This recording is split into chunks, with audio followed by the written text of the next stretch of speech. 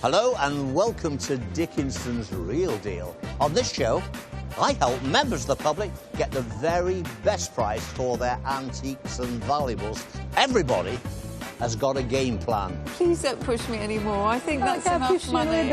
There are 220. I know there's a lot of them. £70. We would expect a lot more for that. And if things get rough, I'm prepared to roll up my sleeves and get stuck in. And I've seen David under some duress sometimes, but I've never seen him quite in this position before. There is a great crowd of people. Are they going to take cash? Are they going to gamble? I have no idea. One thing I know for sure, they all want the real deal. Today we're in Uxbridge in Middlesex. Starting the day is Martin and his South London Railway memorabilia, but is Mark Stevens ready to go full steam ahead? Good thing. What's it worth? I really don't know. Well, don't worry, Martin does. Hoping to get £200 for it. My negotiating skills may be a little rusty, but I'm hoping I can achieve that price. Last call for the train to Streatham. Quite an obvious thing, I must say. A railway sign saying Streatham. Yes. What can you tell me about it? I can tell you that those style of signs were introduced not long after the nationalisation of the 1940s, so that's probably early 50s.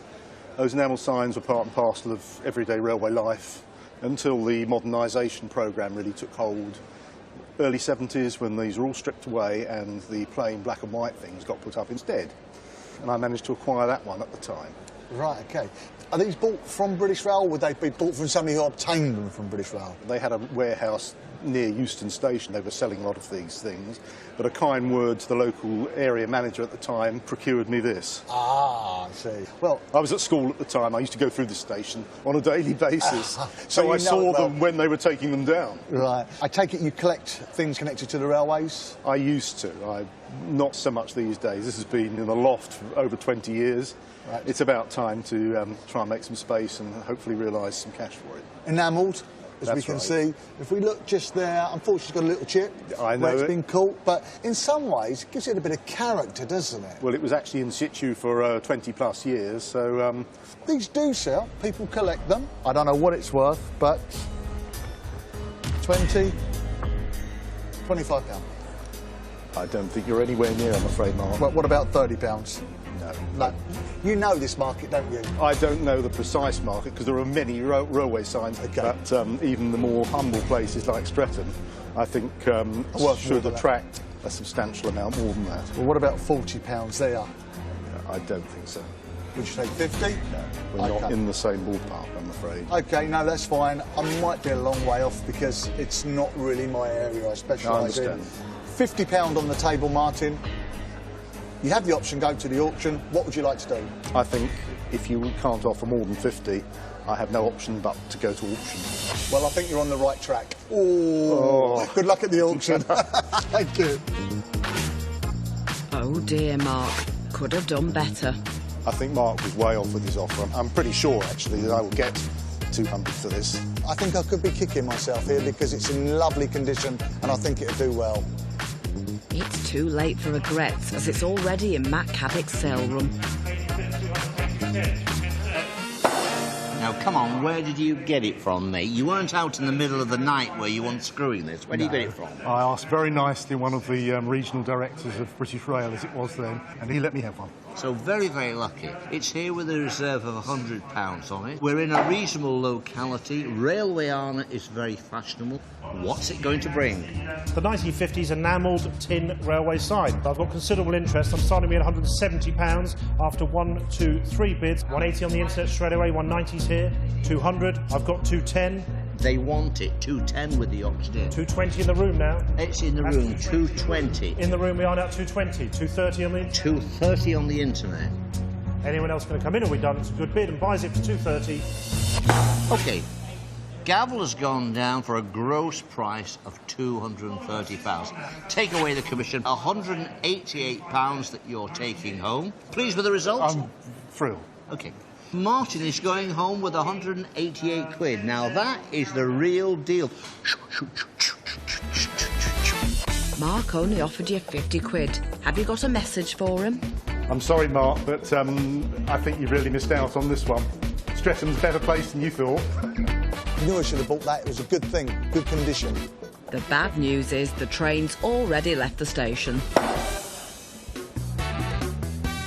The good news is Karen's car is waiting and Pat's in the driving seat. Brought in a teapot. I would like £50 to go out to have a drink tonight with my friend. Ooh, time for tea.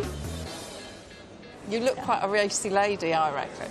Is there a bit of history to this? Yes. Mum and Dad got married 70 years ago, and they had it for one of their wedding presents. And my father passed away, and it was left for me. Yeah. But when I'm selling the house, the children said they didn't want anything like this. Well, you bought quite an interesting object. I mean, it's a novelty teapot. Yes. It's a racing car teapot. Yes, never used. And usually it's by a firm called Sadler. Yes. But I've had a quick look on the bottom here, and there's actually no factory mark on this one.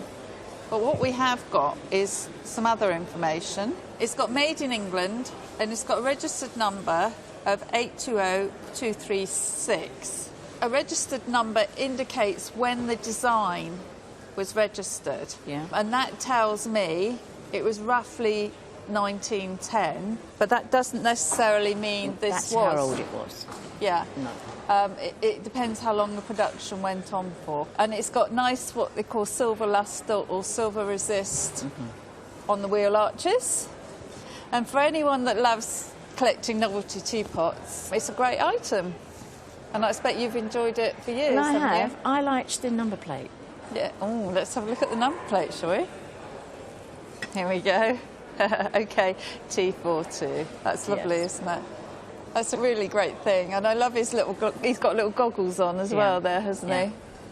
What's especially nice, it's in such brilliant condition. Thank you. Not a chip or crack anywhere, is there? No, this is well looked after. You dust well, Pat, Yes, I have thank to you. say. You're a good duster, as my mum would say. The only thing I will say, and it's always a wrench, isn't it, to part with family items, is that they do go on to other families that will enjoy them. Yeah, these sort of items, they're quite popular. It's great fun more than anything, isn't it? Yes. So, Pat, it's that moment, isn't it? I always get the old tug of heartstrings, and I often end up, in all honesty, putting a little bit more than perhaps I should. Oh, sorry, Pat, are you OK? Yeah, sweetheart? I am. No, Yeah? I'm fine. I'm you fine. sure? Can we Yes. get through this? We will. OK. So let's put some money down, Pat, and let's try and tempt you, because you can spend it on the family then, can't you? No. Oh, no, a few glass of wines for yourself, is it? No. We'll leave the men indoors and we can go out. Yeah? Yeah. And then remember. Yeah. Yeah, good stuff. Right, 20, 40. And I'm going to be honestly really generous here, because that is what I normally give, £60, Pat. And if I make a profit, I'll be very surprised. You know a good thing when you see it? Yeah. We've got a deal, haven't we? We have. Well done. Thank you. Have a nice time out. Well, 60 quid for a novelty teapot. Shall I just resign now? It's only worth 40 quid. What am I doing? I think Karen felt sorry for me. Oh, Susie and I are going to go and have a good old drink with it tonight. That's my best friend. Good for you, girls. After the break, Dirk keeps his cards close to his chest. You got an idea what you want? Yeah, I've got a rough idea. I've got a nice crisp £50 note. Does that look attractive? No. And Carol struggles to play her poker face. If you said a little bit, if I put another £1 on there, would that be OK? No.